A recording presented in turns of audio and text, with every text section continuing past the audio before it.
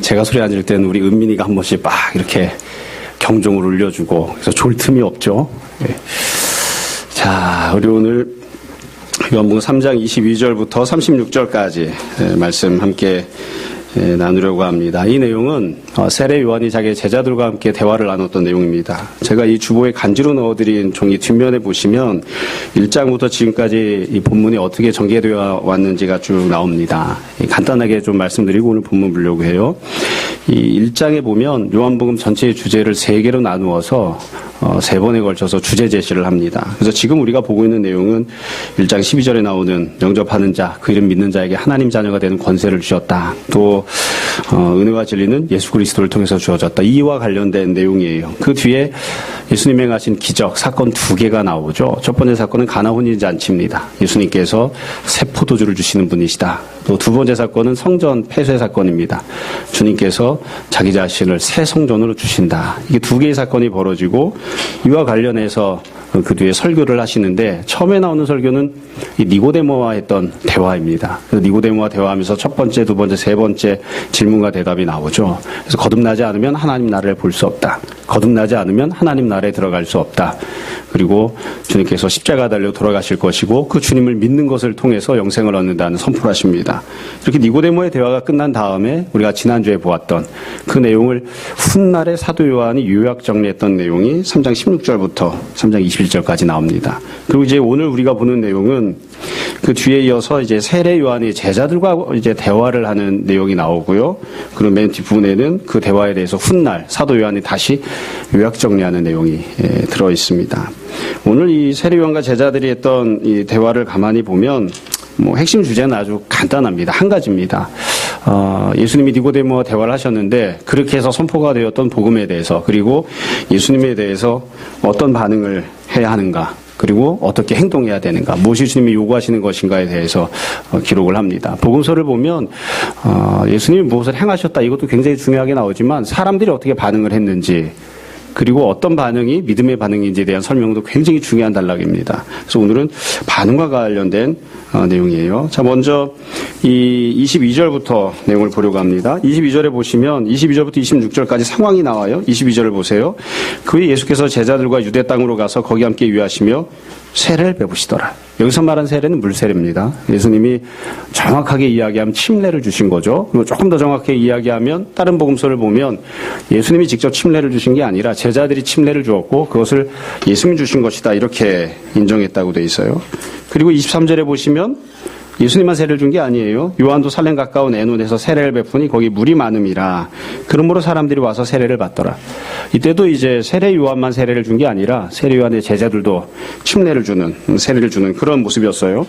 지금은 이제 세례와 관련된 내용만 나왔지만 당시에는 세례만 있던 게 아니라 성전에 가서 제사도 드렸습니다. 제사도 드리고 세례도 있고 예수님도 계시고 예수님도 세례를 베푸시는 이제 그런 상황이었던 거죠. 근데 이때에 이제 서로 논쟁하는 일이 벌어져요. 24절, 25절에 보면 요한이 아직 옥에 갇히지 아니하였더라. 요한의 제자 중에서 한 유대인과 더불어 정결 예식에 대하여 변론이 되었더니 요한의 제자들과 어떤 유대인이 서로 논쟁을 벌였어요. 근데 그 논쟁을 벌였던 주제는 뭐냐면 성령 세례 이런 게 아니에요. 그냥 세례를 받는 것과 관련해서 그리고 또 정결 예식과 관련해서 어떤 걸 먹어야 되느냐 말아야 되느냐 어떤 게 정결하냐 불결하냐 이런 구약적인 것과 관련된 이제 논쟁이 벌어지고 있었던 거죠. 이제 그런 논쟁을 하다가 갑자기 26절에 보면 그들이 요한에게 가서 이르되 랍비여 선생님과 함께 요단강 저편에 있더니 곧 선생님이 증언하시는 이가 세례를 베풀매 사람이 다 그에게로 가더이다. 요한의 제자들이 정결의식과 관련되어 있는 논쟁을 막 하다가 그건 다 이제 정리를 하고 자기 스승이었던 그들의 스승이었던 세례 요한에게 가서 사람들이 다 예수님한테 가서 세례를 받습니다. 이렇게 이야기를 하는 겁니다. 이게 이제 상황이에요. 그러니까 세례 요한의 제자들이 한편으로 보면 마음에 안 드는 거죠. 자기들이 원래 세례를 시작을 했고 또 많은 사람들이 자기들을 찾아와서 세례를 받았는데 지금은 더 많은 사람들이 예수님께로 가니까 이게 마음이 이제 불편한 겁니다. 이게 미웠다든지 싫었다든지 이런 정도는 아니었던 것 같아요. 여하튼 이게 마음에 안 들어서 자기 스승과 이야기를 합니다. 어찌 보면 세례요한의 제자들이 나름대로는 예의를 갖춘 것 같아요. 직접 예수님한테 니네가 뭔데 여기서 세례를 주느냐 이렇게 따지거나 이러지는 않았거든요. 그래서 지금 이 대화가 전개되는 22절에서 26절 상황을 보면 한마디로 이야기하면 지금 이 상황은 공존하는 시기입니다. 세례요한도 있고요. 구약의 제사도 있고요. 예수님도 있고요. 다 공존하고 있어요. 다 같이 공존하고 있는데 사람들이 예수님에게로 자꾸 가는 그런 상황인 거죠. 다시 말씀드립니다. 지금 세례요한의 제자들이 불평을 하는 것은 왜 성령 세례를 예수님이 주시는 겁니까? 이 불평이 아니에요. 그러니까 원래 예수님이 하시는 사역이 있죠. 본질적인 사역. 율법이 아니라 복음을 선포하시고 예루살렘 성전이 아니라 주님께서 새 성전이 되어주시고 옛 언약의 피가 아니라 주님께서 새로운 포도주를 주시고 이게 원래 예수님께서 본질적으로 행하시는 사역에 대해서 그걸 잘 이해했기 때문에 이 세례요한 제자들이 이런 말을 하고 있는 게 아니에요. 그걸 잘 이해를 못했어요. 왜 예수님이 성령세를 주십니까? 우리는 물세를 주는데 이런 불평을 하고 있는 것도 아니고 또 사람들은 왜 성령세를 받으려고 합니까? 근데 왜 우리는 성령세를 주지 못합니까? 이런 것 때문에 안타까워하고 있는 것도 아니에요. 그러니까 이 사람들은 그냥 자기들이 하는 것과 관련해서 무언가 영역의 침범을 받는다는 그런 느낌, 그런 생각 때문에 왜 예수님께 사람들이 많이 가는 걸까? 이렇게 반응을 하고 있습니다. 자, 여기에 대해서 27절부터 30절까지 세례요한이 대답을 하기 시작하는데요. 스승이었던 세례요한이 제자들에게 말을 하는 거죠. 이 대답을 보시면 한마디로 이야기하면 간단합니다. 너희가 그렇게 반응하면 안 돼. 이런 거죠. 예수님에 대해서 너희가 그렇게 생각하면 안 돼. 예수님이 세례 주시고 예수님에게 사람들이 많이 가는 것을 너희가 그렇게 마음에 고깝게 생각하거나 불편하게 여기거나 불만을 가지거나 이렇게 하면 안 돼. 너희가 갖고 있는 태도는 올바르지 않다. 그런 태도를 가지면 안 된다. 그 얘기를 하는 겁니다. 그런데 왜 제자들이 갖고 있는 태도가 올바르지 않은지를 세례요한이 예수님은 이런 분이시고 나는 이런 사람이야. 그분은 이렇고 나는 이래. 우리는 굉장히 매우 다른 존재들이야. 이렇게 서로 대조를 해가면서 세 가지 이유를 들어서 설명을 하는 거예요. 그러니까 세례요한의 제자들에게 너희들이 갖고 있는 반응, 너희들이 하는 행동이 옳지 않다. 그럼 어떤 반응을 해야 되는가? 왜 너의 반응이 옳지 않은가를 세 가지로 설명을 합니다. 간단한 거예요. 자, 그러면 첫 번째 뭐라고 설명했는가? 27절, 28절을 보세요. 다 이 세 가지 설명이 예수님은 이러하고 반면 나는 이러하다. 대조하면서 설명하거든요. 27절. 첫 번째 설명입니다. 요한이 대답하여 이르되 만일 하늘에서 주신 바 아니면 사람이 아무것도 받을 수 없느니라. 내가 말한 바 나는 그리스도가 아니요 그 앞에 보내심을 받은 자라고 한 것을 증언할 자는 너희니라. 그러니까 지금 세례요한이 대조해서 설명할 때 예수님은 어떤 분이신가? 그리스도이시다. 예수님 메시아시다. 그럼 나는 누구냐? 난 예수님 앞서 보냄받은 자다. 난 메시아가 아니야. 그러니까 너희가 지금 예수님께 하는 그런 행동을 해서는 안 된다. 이렇게 설명해요. 간단합니다. 예수님은 그리스도이십니다. 세례요한은 그리스도가 아니에요. 예수님은 하나님의 아들이시고 세례요한은 메시아가 아니에요. 세례요한은 그냥 앞에 보내심을 받은 사람이에요. 예수님을 증거하라고 앞에 보냄을 받은 사람에 불과하니까 존재에 있어서 차이가 있는 거죠. 근본적으로 신분이 달라요. 하는 일도 다른 것이고요. 그 존재 자체가 다르기 때문에 예수님에 대해서 너희가 그런 식으로 반응해서는 안 된다. 이렇게 이야기를 하고 있습니다. 이거는 비단 이 세례 요한만 이런 게 아니죠. 여러분, 이 세례 요한이 구약의 모든 선지자를 대표합니다. 구약에 나왔던 모든 선지자보다 훨씬 더 훌륭한 사람이거든요. 예수님께서 말씀하신 대로 여자가 낳은 사람 중에 가장 큰 사람이 세례 요한이에요. 그러니까 이 세례 요한 이전에 있었던 모든 것들도 여기 다 포함돼요. 세례 요한 이전에 있었던 구약에 있었던 성전, 제사장, 제사, 율법 몽땅 다 다윗, 아브라함, 모세 몽땅 다 여기 포함되는 거예요. 그들은 다 메시아가 아니에요. 그들은 그리스도가 아닙니다. 다 예수님보다 앞서 보냄을 받아서 예수님이 어떤 분이신지 증거하라고 선포하라고 알려주라고 그렇게 보냄받은 자들에 불과하다. 그래서 예수님과 우리는 다르다. 예수님과 세례요한은 다르다. 예수님과 성전은 다르다. 다르기 때문에 너희들이 그렇게 행동해서는 안 된다. 이게 첫 번째 설명이에요. 두 번째 설명은 29절입니다. 이렇게 되어 있습니다. 신부를 취하는 자는 신랑이나 서서 신랑의 음성을 듣는 친구가 크게 기뻐하나니 나는 이러한 기쁨으로 충만하였노라. 여기 보면 세례요한이 예수님을 신랑이라고 표현합니다. 그리고 자기 자신은 신랑의 친구예요. 그러니까 나는 신랑이 아니야. 나 오늘 결혼하는 사람이 아니야. 예수님은 신랑이시기 때문에 신부를 취하는 것이 마땅하지만 나는 신랑이 아니기 때문에 신랑이 친구이기 때문에 오늘 내가 신부를 취하거나 누군가를 얻는 것이 아니라 나는 그냥 신랑이 결혼하는 그것에 대해서 기뻐할 뿐이다. 여기서도 세례요한이 예수님과 자기를 대조적으로 설명을 하죠. 그러니까 예수님은 신랑이시기 때문에 하는 일이 따로 있어요. 신부를 얻는 것입니다. 신부를 얻는 거예요. 그리고 신랑의 친구는 신부를 얻지 않죠. 신랑이 결혼하는 걸 보고 친구가 결혼하는 걸 보고 기뻐해요. 세례요한이 자기의 반응에 대해서 고백을 하잖아요. 나는 기쁘다. 그리고 그 기쁨이 충만하다. 이렇게 설명을 하고 있습니다. 이걸 뭐 있는 그대로 그냥 적용해서 말씀드리자면 그런 거예요. 예수님께서는 메시아이시고 그래서 이스라엘뿐만이 아니라 온 천하 만민들을 주님의 신부로 맞아들이시는, 그리고 그들을 구원하시고 그들에게 은혜를 베푸시는 분이십니다. 세례요한은 그들에게 은혜를 베풀 수 없어요. 그들을 구원할 수도 없고 이스라엘 사람이건 이방인이건 누구건 신부로 맞아들일 수 없어요. 자기가 할 수 있는 일은 뭐냐면 그냥 자기 친구인 예수님에게, 신랑이신 예수님께 사람들을 인도하는 것, 사람들을 데리고 가는 것, 사람들을 소개하는 것, 그것만 하는 거죠. 그래서 세례요한은 좀 명확하게 설명을 합니다. 이건 구약의 모든 제도도 마찬가지입니다. 하나님께서 구약시대 때 베푸셨던 모든 은혜의 방편들, 모든 은혜들은 다 이스라엘뿐만 아니라 천하 만민이 예수님의 신부가 되어지는 것, 그것을 위해서 사역하는 것이고 그걸 보면서 기뻐하는 거예요. 사실은 세례요한만 기뻐하는 게 아니라 성전도 지금 기뻐합니다. 제사장도 기뻐해야 마땅합니다. 율법도 기뻐합니다. 모두가 다 예수님의 신부가 되어지는 것을 보고 다 기뻐해야 되는데, 다만 지금 성전을 좋아하는 사람들, 제사장을 좋아하는 사람들, 율법을 좋아하는 사람들이 이걸 별로 내켜하지 않는 그런 반응을 보이고 있는 것뿐이죠. 세 번째로 30절에 보면 세 번째로 설명을 하면서 대조를 합니다. 도대체 무엇이 하나님의 뜻인가? 하나님이 원래 갖고 계신 목적과 계획이 무엇인가를 대조를 해요. 30절에 보면 너무나 유명한 구절이죠. 우리가 읽었던 오늘 본문의 핵심 구절입니다. 30절, 그는, 예수님은 흥하여야 하겠고 나는, 세례요한은 쇠하여야 하리라 하니라. 이게 하나님의 뜻입니다. 예수님이 흥하시는 것, 내가 쇠하는 것, 이게 하나님의 뜻이다. 그렇기 때문에 너희가 그런 식으로 반응해서는 안 된다. 여러분, 여기 보면 세례요한이 자기가 쇠해야 된다 이렇게 표현을 했잖아요.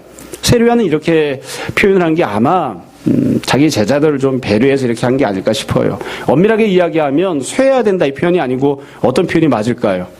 우리는 패해져야 된다. 우리는 더 이상 무언가를 해서는 안 돼. 우리는 완전히 문 닫고 치워야 돼. 이게 사실은 그렇게 고백해야 되는 내용입니다. 예수님께서 오셨기 때문에 성전이 예수님을 바라보면 기뻐하잖아요. 예수님이 새 성전이시니까. 그럼 성전은, 예루살렘 성전은 남아있나요? 아니요, 남아있지 않아요. 예루살렘 성전은 쇠하는 정도가 아니라 완전히 폐쇄돼야 됩니다.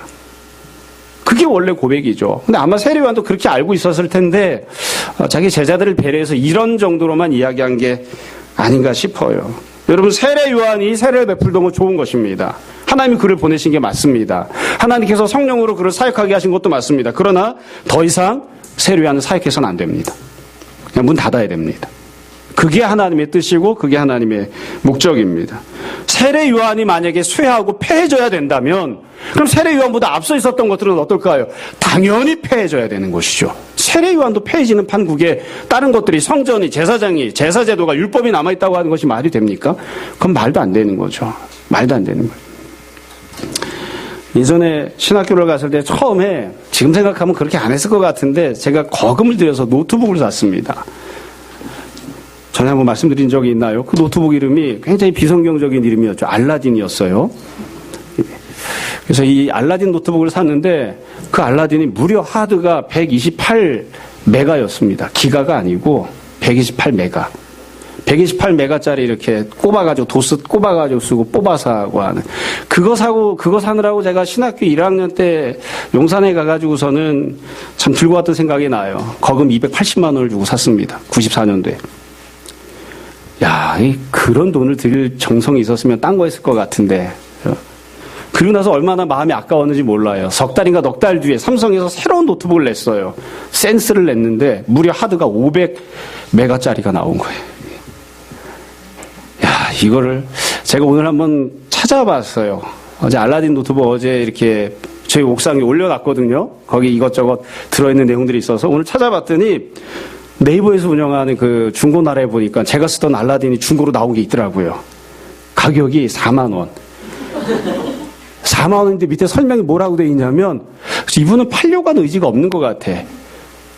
이 컴퓨터가 켜지는지 안 켜지는지 알 수 없습니다. 이렇게 써놓더라고요. 이거 어떻게 쓰라고 파는 거야 도대체. 아무리 4만 원짜리지만. 참 여러분, 이게 참, 더 이상 안 쓰죠.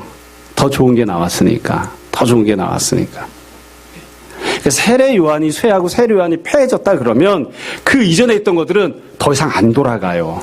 전원을 꽂아도 켜지지 않아요. 예루살렘 성전은 아무리 전원을 꽂아도 켜지지 않아요. 거기 가서 제사 드리는 걸로 죄 용서 받는 거 아니에요.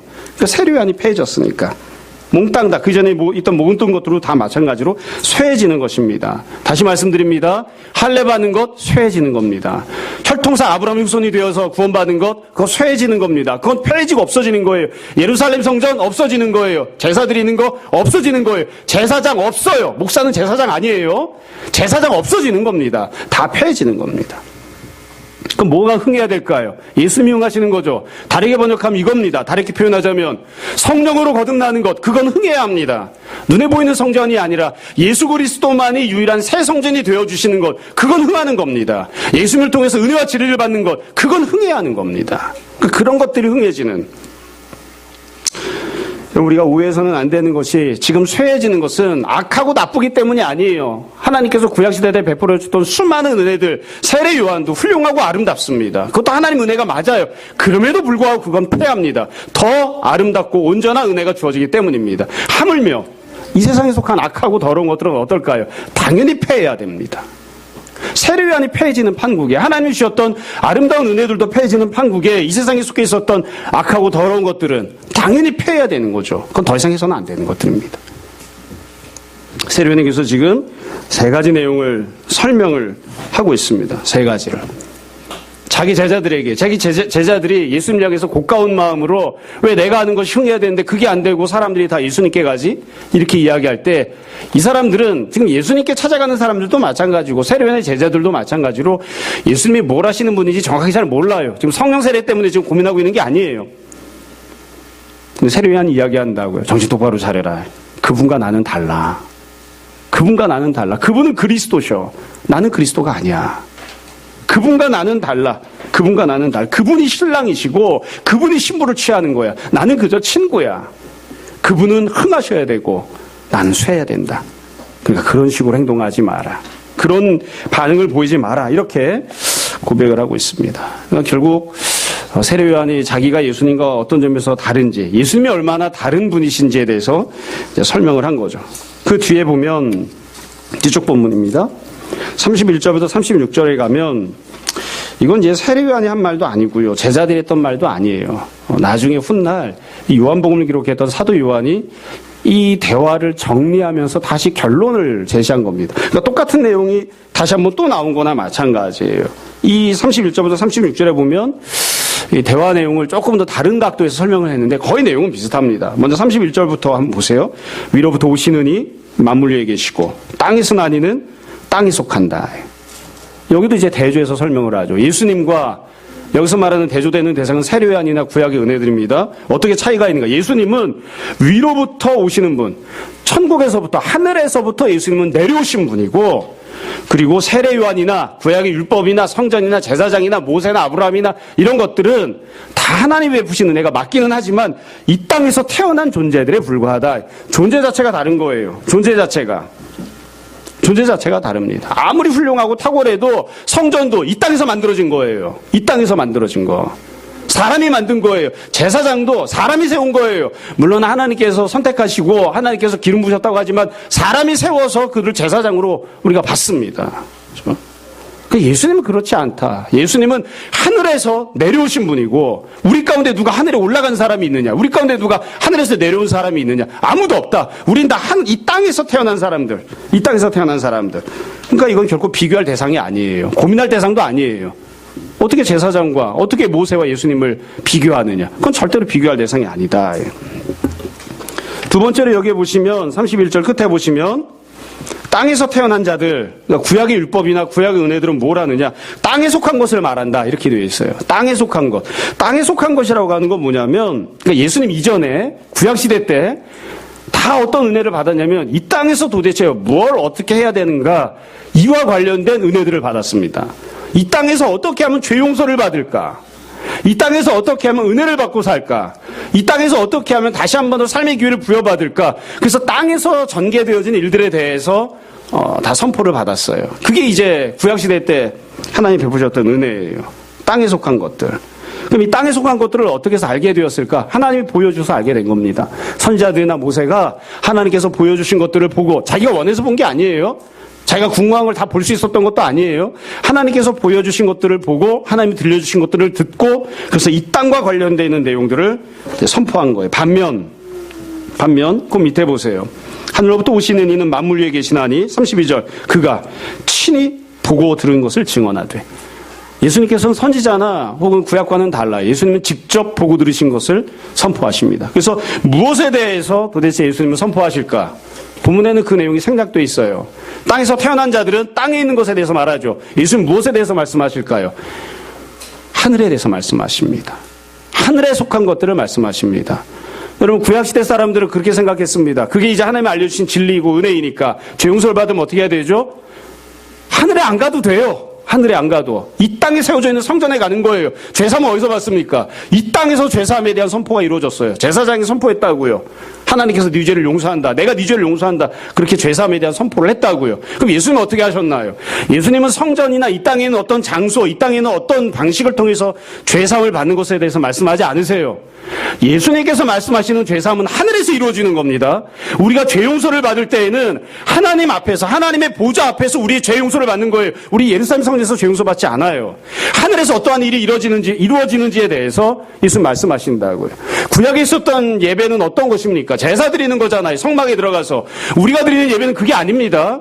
우리가 드리는 예배는 지금도 천국에서 드려지고 있는 그 예배를 기준으로 그 예배에 우리가 동참하기 위해서 우리도 이 땅에서 예배를 드리는 거예요. 그러니까 우리가 하나님 앞에서 누리는 은혜는 예수 그리스도를 통해서 듣는 복음의 내용은 하늘에서 현재 어떠한 일이 벌어지고 있는지, 하늘에서 내가 어떤 은혜를 받을 수 있는지, 과거에 현재 미래에 어떤 은혜들을 하나님께서 하늘에서 베풀어 주시는지에 대해서 주님께 선포하세요. 그러니까 예수님은 하늘에 있는 성전에 대해서 말씀하시는 분이지 지상에 있는 성전에 대해서 말씀하지 않아요. 그러니까 늘 말씀드리잖아요. 예배당을 지을 때 어떻게 지으면 됩니까? 마음대로 지으면 돼요. 마음대로. 성도들의 형편에 따라서 성도들이 편한 대로 아무렇게나 지어도 돼요. 그건 법이 없어요. 성경적인 게 없어요. 동그랗게 짓든 네모나게 짓든 세모나게 짓든 크게 짓든 길쭉하게 짓든 뭐 미국식으로 뒤쪽에 성가대가 있건 아니면 우리처럼 성가대가 없건 그거 별 중요하지 않아요. 어떤 것도 성경적이지 않아요. 예수님께서 말씀하시는 성전은 하늘에 있는 거예요. 예수님께서 말씀하시는 죄사함도 하늘에서 받는 겁니다. 이 땅에서 받는 게 아니에요. 그거 굉장히 다르죠. 하나님께서 우리에게 은혜를 베푸셨습니다. 그 은혜가 맞습니다. 구약시대 때 하나님께서 선포하셨던 것도 하나님 말씀이 맞아요. 그것도 은혜가 맞아요. 그러나 그것과 예수님께서 선포하시는 복음과 예수님 베푸신 은혜는 비교할 수 없다. 왜냐하면 구약시대 때 베풀어진 은혜들은 이 땅에 속한 것들이고 예수님께서 우리에게 베푸신 은혜들은 하늘에 속한 것이기 때문에 그렇습니다. 그래서 우리는 이 땅에서 살아가고 있지만 다 하늘에 속한 자들입니다. 그냥 뭐 단지 시민권만 하늘에 있다 이게 아니라 우리의 죄사함도 하늘에서, 우리가 지금 받아 누리는 은혜도 하늘에서, 우리가 살아갈 삶도 하늘에서, 우리가 드리는 예배도 하나님 앞에서, 하나님 보좌 앞에서 드리는 예배를 우리가 드리는 거예요. 매우 다르죠. 지금 훗날 사도 요한이 선포하는 내용도 매우 간단해요. 비교하지 마라. 전혀 다르다. 이건 비교의 대상이 아니다. 요즘은 아이들이 끼고 오지 않지만 예전에는 아이들이 사탕으로 된 반지를 끼고 왔었습니다. 사탕 반지. 사탕 반지를 끼고 오면 이렇게 먹고 싶죠. 그렇다고 차마 뺏어 먹을 수는 없어서 아이 때는 사탕으로 된 반지를 끼고 있으면 그게 제일 좋은 줄 압니다. 그러다 나중에 커서 누군가 이렇게 만나서 교제를 하고 살아가는 사람이 생기면 서로 반지를 또 하나씩 만들어가지고 끼워주기도 합니다. 그렇죠? 예. 금으로 만들던 뭐 은으로 만들던 가락질 하나씩 만들어서 서로 이렇게 서로 껴준다고요. 그러다가 결혼을 하면 이전에 있었던 반지를 빼고 결혼 반지를 끼죠. 물론 저처럼 반지 끼는 걸 싫어해서 반지 안 끼고 다니는 사람도 있습니다만 여러분 어렸을 때 사탕으로 만든 반지를 끼고 있다가 그게 좋다고 해서 결혼한 다음에도 사탕으로 된 반지를 끼고 다니는 사람 보신 적이 있습니까? 정신병원에 가면 있습니다. 정상적인 사람은 그렇게 하지 않아요. 누가 사탕으로 만든 반지를 끼기 위해서 결혼 반지를 포기한단 말입니까? 그건 비교 대상이 아니에요. 비교 대상이. 완전히 다른 거예요. 지금 사도 세례 요한이 그렇게 선포를 합니다. 하나님께서 나 세례요한을 통해 베푸신 은혜는, 여지껏 구약시대를 통해서 베푸신 은혜는 어떠한 것들인가? 그건 다 이 땅에 속해 있는 것들이다. 이 땅에서 태어난 자들을 사용하셔서 이 땅에서 벌어진 은혜에 대해서 말씀하셨던 것이고, 예수 그리스도는 어떠한 분이신가? 그분은 하늘에서 직접 내려오신 분이시다. 그리고 직접 친히 보고 들은 것에 대해서 하늘과 관련되어 있는 것들에 대해, 천국과 관련된 것들에 대해 선포하신다. 절대로 비교하지 마라. 그런 마음을 갖지 마라. 지금 이렇게 세례요한이 선포하고 있습니다. 이게 이제 오늘 본문이 기록하고 있는 내용입니다. 자, 이제 내용을 말씀드렸으니까 이 내용들과 관련해서 정돈해서 한 두세 가지를 말씀드리려고 합니다. 여지껏 말씀드렸던 내용을 다시 한 번 더 말씀드리는 겁니다. 오늘 본문에서 우리가 꼭 기억해야 될 점들을 한두 가지 말씀드릴게요. 첫 번째로, 제가 이 본문을 준비하면서 사실 마음에 적실성 있게 마음에 현실성 있게 와닿질 않았어요. 어떤 부분이 그랬냐면, 이 세례요한의 제자들은 가서 세례를 베푸는 사람들이었잖아요. 성전도 있었고 제사장도 있었잖아요. 우리는 아무것도 없어요. 사실 이런 고민할 필요가 없어요. 여러분 가운데 혹시 성전으로 가야 되는가, 예수님께 가야 되는가 고민하신 분 없어요. 왜 없을까요? 우리 성전을 가져본 적이 없어요. 늘 말씀드리지만 우리 아버지가 교회를 다녔어도, 할아버지가 교회를 다녔어도, 5대 6대 조상의 교회를 다녔어도 우리는 다 이방인이에요. 다 버림받은 자식들이에요. 우리는 다 이방인이에요. 우리나라 역사가 반만년 역사라고 5,000년이라고 주장을 하지만, 뭐 사실 그게 맞는지 틀린지도 모르지만, 설령 5,000년 역사라고 우리가 인정을 한다 하더라도 5,000년 동안 우리 민족에게는 성전이 있어 본 적이 없어요. 제사장도 있어 본 적이 없어요. 그 흔해 빠진 선지자 한 명 있어 본 적이 없어요. 그러니까 선지자에게 가야 될까, 예수님께 가야 될까, 우리 이거 고민 안 해요. 그거 고민하는 사람 누가 하는 겁니까? 그 대단하고 잘난 이스라엘 백성들이나 하는 겁니다. 우리가 왜 그런 고민을 합니까? 선지자가 없는데, 가고 싶어도 성전이 없는데 우리가 왜 그런 고민을 해요? 그럼 우리는 도대체 어떤 고민을 하는가? 이 말씀이 우리에겐 어떻게 적용이 되어지는가? 우리가 고민하는 건 다른 게 있어요. 이 세례요한의 제자들이 정말 열심히 성실히 하나님 앞에서 신앙생활 열심히 하면서 그걸 붙잡고 있었던 거잖아요. 하나님께서 그들에게 은혜를 주셨던 방법들, 여지껏 은혜를 받았던 방법들이 있으니까 그걸 붙잡고 있느라 예수님께 가지 못한 거잖아요. 마찬가지입니다. 우리는 비록 성전을 붙잡고 있지는 않지만 하나님께서 우리에게 은혜를 베푸셔서 우리에게 유익하게끔 하셨던 많은 것들이 있습니다. 나에게 유익을 준다고 내가 생각했던 것들, 그래서 내가 그걸 위하여 열심히 성실히 살아왔던, 열심히 노력해왔던 것들이 많이 있습니다. 가령 공부를 한다든지, 돈을 번다든지, 직장생활을 한다든지, 인간관계를 구축한다든지, 여하튼 우리가 나에게 유익을 준다고 생각해서 그거를 붙잡고 있어야 나에게 도움이 돼. 그걸 붙잡고 있어야 그게 내 삶의 유익이 돼. 그래야 내가 살 수 있어. 이렇게 붙잡고 있는 게 있습니다. 혹은 나에게 유익하지 않다고 생각하면서도 오랜 관습 때문에, 문화 때문에, 내가 태어나 성장했던 역사 때문에 내가 거기에 묶여있는 것들이 많이 있어요. 그런 것들은 다 쇠해야 됩니다. 그런 것들은 다 패해버려야 됩니다. 그런 것들은 예수 그리스도와 비교거리가 되지 않습니다. 근데 그런 것을 자꾸 비교하는 거예요. 어려운 내용이 아니죠. 오늘 아이가 물었습니다. 아빠, 우리 아이는 그렇게 물어본 적이 없습니다만 교회에 있으면 그런 때들이 있어요. 아빠, 목사님, 학원을 가야 됩니까? 교회를 가야 됩니까? 그걸 왜 물어봐? 기분 나쁘게. 그게 비교거리가 돼? 그럼 비교거리가 아니에요, 그건. 내가 돈을 더 많이 버는 삶을 살아야 됩니까? 신앙생활을 열심히 해야 됩니까? 그걸 왜 물어봐? 그건 비교거리가 아니에요, 그건. 내가 설령 가난해져도 여지껏 내가 돈을 많이 갖고 있으면, 부하게 살면 그게 나에게 유익이 된다고 생각하고 살아와서 그것 때문에 성실히 열심히 살았다 할지라도 그것들은 쇠할 수 있어요. 아니, 어쩌면 쇠해버려야 돼요. 패해져버려야 됩니다. 그러나 예수 그리스도는 흥해야 되는 겁니다. 그걸 왜 물어봐 도대체? 그게 고민거리가 돼? 근데 우리는 늘 그걸 고민하고 살죠. 세례요한의 제자들이 그렇게 이야기한 것처럼, 왜 우리한테 와야 될 사람들이 예수님께 갑니까? 그렇게 이야기했던 것처럼 우리가 좀 고민한다고요. 사실은 고민거리가 아닌데, 고민할 그런 문제가 아닌데, 내가 붙잡고 있는 게 있어요. 나를 유익하게 해줄 것이라고. 이렇게 살아야 내가 안전하게 살 수 있고, 이렇게 살아야 내가 풍요롭게 살 수 있다고 내가 붙잡고 있는 게 있어요. 이게 나를 유익하게 해줄 거야. 그것과 예수 그리스도를 비교해서는 안 되는 겁니다. 그러니까 우리는 그것을 늘 생각해야 돼요. 우리 제사장에게 가진 않으니까. 어떤 분들이 그런 이야기를 해요. 민주주의를 위하여. 민주주의가 누가 만든 건데? 그 사람이 만든 겁니다. 자본주의 누가 만든 건데? 그거 사람이 만든 겁니다. 이 땅에서 태어난 거예요. 좋지도 않은 머리를 가지고 굴려가면서 만든 거에 불과해요. 그걸 예수 그리스도와 비교하지 마라. 어떻게 예수님을 섬기고 또 예수님의 말씀대로 순종하고 나와서 예배드리고 하늘에서 벌어지고 있는 예배에 동참하는 일을 어떻게 이 땅에서 있는 것들과 관련해서 우리가 비교할 수 있느냐? 우리 그렇게 살 수는 없다. 그렇게 비교하고 살지 마라. 이게 우리가 첫 번째로 생각해야 되는 내용입니다. 더 많이 이야기하면 자꾸 소리를 질러대니까 이게 첫 번째입니다. 이거 우리가 늘 잘 생각해야 됩니다. 그건 완전히 다른 겁니다. 돈과 예수 그리스도는 너무너무 차이가 나는 겁니다. 비교해서는 안 됩니다. 학벌과 예수 그리스도는 너무너무 다른 겁니다. 그럼 비교 대상이 아니에요. 비교 대상이 아니에요. 두 번째로 이 본문에서 담고 있는 주제죠. 예수 그리스도께는 어떤 반응을 보여야 하나요? 예수 그리스도께. 비교 대상이 아니라면 가장 귀하신 분, 우리가 가장 사랑해야 되는 분, 가장 온전하게 섬겨야 되는 예수 그리스도께는 어떤 반응을 해야 되나요? 세례요한은 뭐라고 했죠? 기쁨이 충만하다고 했습니다. 충만한 기쁨으로 예수님을 대해야 됩니다. 이게 옳습니다. 지금부터 양해를 하고 들으세요. 제가 세례요한을 나쁜 놈이라고 이야기하는 게 아니라 조금 아쉬운 점을 이야기하려고 하는 겁니다. 마땅히 예수님 향해서는 참 충만한 기쁨으로 대해야 됩니다. 그렇게 반응을 해야 됩니다. 그러면 그렇게만 하면 됩니까? 세례요한이 한 것처럼? 조금 솔직하게 이야기를 해보자고요. 세례요한이 얼마나 기뻐했을까요?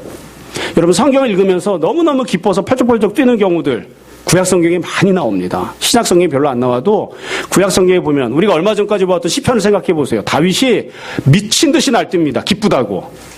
그분은 좀 감정적으로 좀 약간 이렇게 업다운이 심하신 분 같아. 은혜를 받았다고 기뻐서 막 날뛰는 거예요. 날뛰는 거예요. 그때 다윗이 받았던 은혜가 무엇이죠? 구약의 은혜입니다. 신약의 은혜가 아니에요. 다윗은 예수를 본 적도 없어요. 예수를 알지도 못했어요. 구약의 은혜를 받았는데도 불구하고 다윗은 막 그렇게 펄쩍펄쩍 뛰었어요. 그럼 지금 세례요한이 예수를 보고서 기쁨이 충만하다고 했는데 얼마나 기뻐했을까요? 다윗만큼 기뻐했을까요? 그렇지 않아요. 그러니까 세례요한이 지금 보이는 반응은 올바른 반응이긴 하지만 온전한 반응을 보이는 건 아니에요. 이 지금 두 번째 장부에서 제가 더 말씀드려가는 건 그거예요. 그럼 우리가 예수님 향해 기뻐하기만 하면 되나요? 그렇지 않습니다. 예수님 향해 우리가 보여야 되는 온전한 반응은 그게 아닙니다. 우리가 다 알고 고백하는 것처럼 우리가 주님께 보여야 되는 반응은 우리가 다 주님 앞에 나와서 주님 앞에 엎드려 경배하고 찬양하고 예배를 드리는 겁니다. 그게 우리가 보여야 될 반응이에요. 그냥 기뻐하기만 하면 되는 게 아니에요. 그건 맨 첫 번째 걸음이에요. 맨 첫 걸음. 정말로 주님 앞에서 우리가 보여야 될 반응은 무엇인가? 그러니까 초대교회가 예수님 앞에 보였던 반응이 그게 세례요한이 보였던 반응보다 훨씬 더 귀하고 온전합니다. 그리고 초대교회가 보였던 반응보다 우리가 주님 앞에 보이는 반응이 훨씬 더 온전하고 아름다운 반응이 되어야 됩니다. 예수님은 예수님을 바라보면서 그냥 기쁘다, 즐겁다, 기쁨이 충만하다 이런 정도의 반응을 우리가 보여야 하는 그런 대상이 아니라 그분은 하나님이시고 지금도 하나님 보좌 우편에 앉아 계시고 우리가 주님 앞에 엎드려 찬양하고 경배하고 예배드려야 하는 그런 반응을 보여야 하는 분입니다. 그러니까 우리가 마음속으로 어떻게 하면 내가 기뻐할까? 어떻게 하면 내가 기쁨을 누릴까? 이런 생각을 하는 거기에 머물러 있으면 안 되고 어떻게 하면 우리가 온전하게 더 주님이 원하시는 반응을 할 것인가를 생각해야 되는 거죠.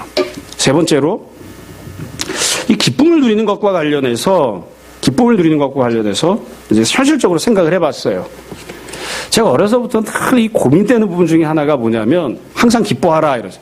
명령이에요. 이제 예전에 전도사 때 설교한 걸 보니까 그렇더라고요. 그렇게 해놨더라고요. 명령이니까 기쁘지 않더라도 기뻐해라. 굉장히 한국적이에요. 파쇼적이고. 아, 기뻐해야 되는구나. 그래서 막 기뻐하려고 노력을 해요. 사실은 그런데 여러분, 세례요한이 기쁨이 충만했다고 했는데 예수님을 바라보고 기뻐해야 될 거 아닙니까? 그 어디 인력으로 됩니까, 그게? 기쁘기로 노력하고 결심하면 기뻐지시는 분. 조금 기뻐지긴 합니다. 기쁘려고 노력을 하면 기뻐지긴 하지만 사실은 이것도 은혜를 받아야 기뻐져요. 기쁜 거, 사랑하는 거, 이게 어떻게 인력으로 막 되는 겁니까, 이게? 아, 이거는 기뻐하고 소망을 가지고 이게 인간된 본분이고 의무야. 그러니까 우리는 기뻐해야 돼. 아, 이게 이 머리로는 되지만 실제로 가슴에서는 기쁜 마음이 생기진 않잖아요. 그러니까 우리가 어떤 반응을 할 때, 예수님을 보고 반응을 할 때, 온전한 반응을 하려고 하면 제일 밑바닥에는 사실 하나님 은혜가 깔려 있어야 됩니다. 물론 하나님의 은혜만으로 되지 않아서 이 말은 좀 조심스러운 말입니다. 오해하지 않고 들으셔야 돼요. 하나님께서 은혜를 베푸셔도 우리가 노력해야죠. 결단해야죠. 그런 부분들이 있습니다. 그러나 우리의 노력만으로는 절대로 안 돼요. 기뻐지지가 않아요. 예수를 보고 기쁨이 생겨야 되는데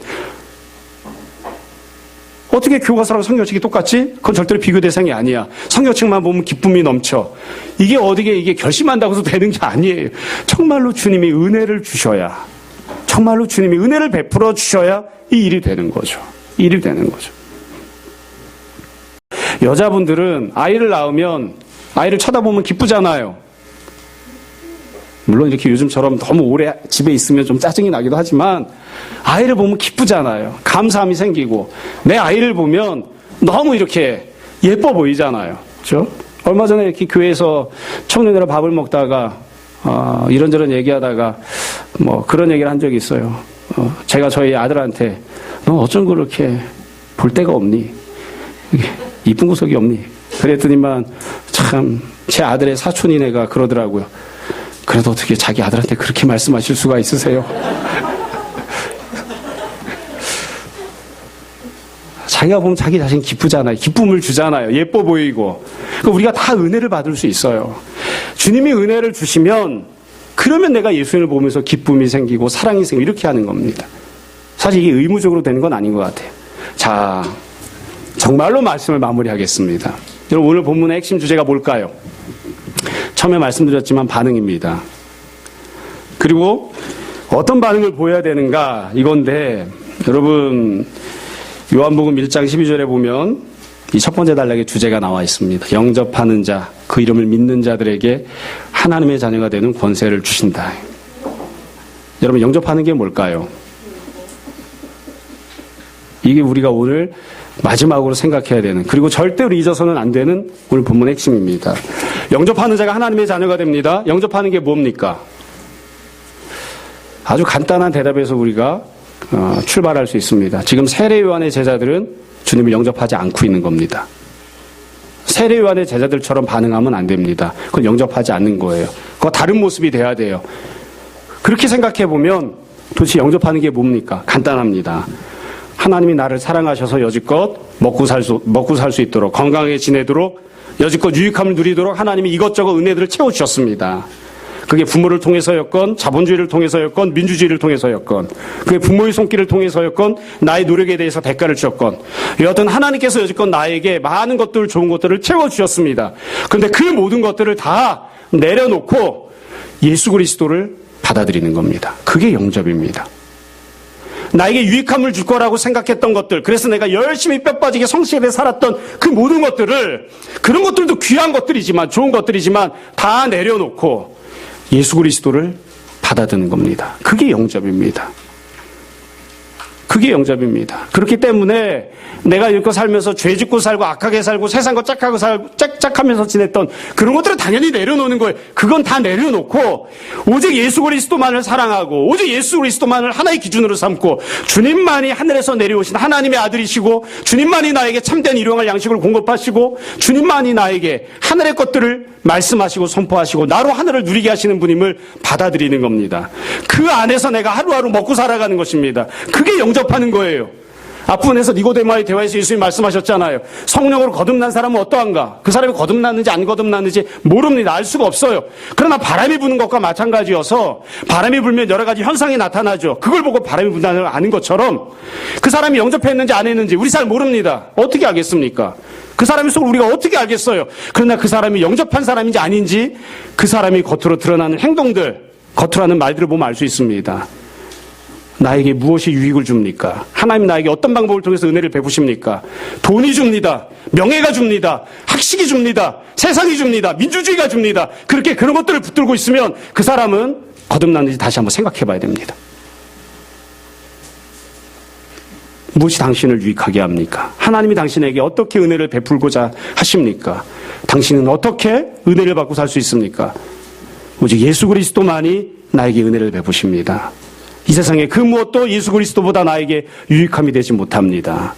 그래서 주님을 기뻐하는 자, 그리고 주님 앞에 나와 예배드리는 자, 그 사람이 주님을 영접한 증거를 갖고 있는 사람입니다. 우리가 오늘 이 말씀을 스스로에게 다시 한번 잘 생각하고 적용해 보았으면 좋겠습니다. 우린 다 주님을 영접한 사람들입니까? 그리고 누군가가 당신이 주님을 영접했다고 그렇게 스스로 이야기하는 것에 대해 증거를 요구하면 우리는 어떤 증거를 내놓을 수 있습니까? 우리가 더 이상 성전에 가지 않는 것, 더 이상 돈 앞에 비굴하게 서 있지 않는 것, 더 이상 세상을 향해서 나에게 복을 달라고 세상을 바라보고 서 있지 않는 것, 그런 것들이 내가 주님을 영접한 증거입니다. 우리가 그렇게 고백할 수 있었으면 좋겠습니다. 모쪼록 주님을 가장 귀히 여기고 주님을 가장 사랑하는 사람, 주님 앞에 아름답게 믿음으로 반응하는 주님의 사람들 다 되었으면 좋겠습니다. 오늘도 그런 은혜가 우리에게 풍성히 임하기를 주님 이름으로 축원합니다. 잠시 기도하겠습니다.